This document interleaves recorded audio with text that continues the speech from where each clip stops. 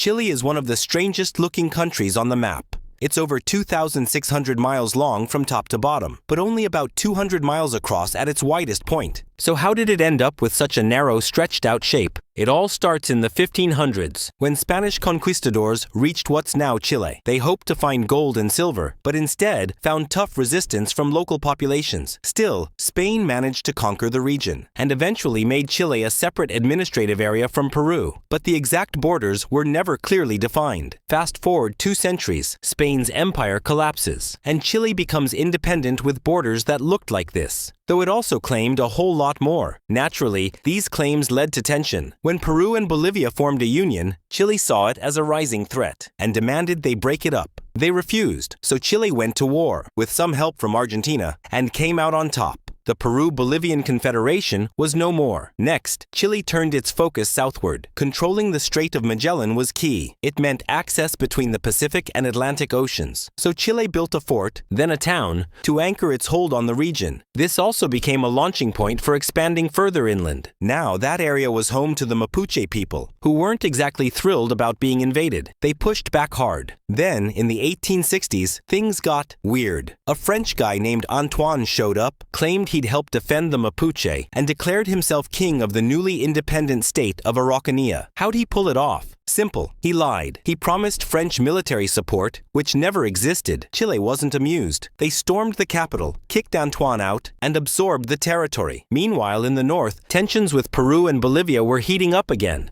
They signed a secret alliance against Chile and even invited Argentina to join. But Argentina declined because it had its own eye on Bolivian land. Soon, disputes over mineral-rich land led to war. Chile invaded Bolivia, defeated both countries, and took control of Bolivia's coastal region and parts of Peru. During all this, Argentina saw a chance to settle its own disputes with Chile. Chile, not wanting to fight yet another war, gave up a large section of land to keep Argentina neutral. Part of the reasoning was strategic. The Andes Mountains made the land hard to conquer or control anyway. In return, Argentina recognized Chile's hold over its war gains and southern territories. By this point, Chile's borders looked almost like they do today, except for a few areas. One region in the north had originally belonged to Bolivia, but Bolivia secretly promised it to both Chile and Argentina. When that came to light, things nearly boiled over. Neither Chile nor Argentina wanted to back down. The United States stepped in to mediate. Eventually, it was decided. Argentina got most of the disputed land, Chile received a smaller portion, and Peru,